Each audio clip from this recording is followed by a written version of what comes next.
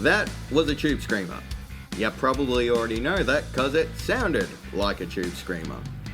The Tubescreamer is arguably the most successful overdrive pedal of all time. Every pedal builder out there seems to have their own flavor of a Tubescreamer out there, or their own clone, and you've heard the Tubescreamer on a million recordings even if you didn't know it was a Tubescreamer. So that begs the question, what is a Tubescreamer? It's your standard 3-pot overdrive with volume, tone and gain. However, the gain knob is sometimes labeled balance. The reason why it is labeled balance is because the way the Tubescreamer actually works is that it's blending in your clean signal with the overdriven signal at the same time. So the balance is sort of like the mix between your clean signal and the overdriven signal. This gives the illusion that the Tubescreamer is a very transparent overdrive because it's got so much of your clean signal in it. However, the Tubescreamer has a very specific EQ curve. It really pushes the mid-range very hard at about 800-ish hertz, around there. Plus it's got a pretty aggressive roll-off of the bass, and it also shelves off some top end. This can be glorious in a mix. The guitar is a mid-range instrument. The Tubescreamer is emphasizing the mid-range and kind of pulling back on the things that you don't really need. It's a secret weapon of most metal guitar players, although not much of a secret anymore.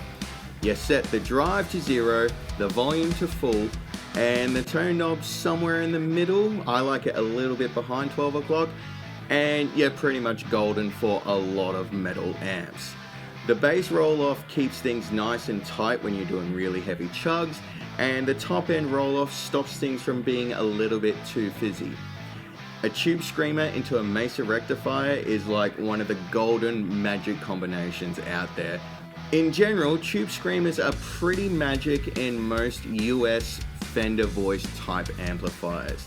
Since those amplifiers don't have the mid push that British amps have, the Tubescreamer tends to push in regions that those amps can sort of be lacking in, so it can sort of really fill some gaps and make things sound absolutely brilliant.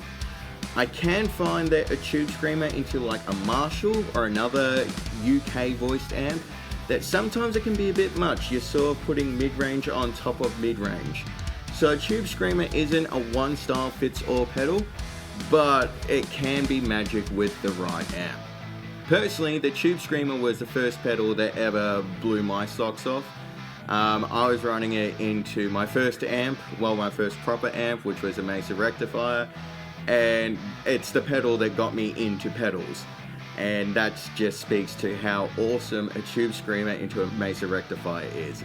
It's magic, trust me. So despite common belief, a Tubescreamer isn't the be-all and end-all of overdrive pedals. I would suggest it's probably going to be your first bet to go for anything sort of US voice, but it can sometimes be a bit obnoxious into the UK voiced amps. That being said, when it lands, it's absolutely magic. There's a reason why it's on so many boards and why it's been copied so many times. Definitely give one a shot.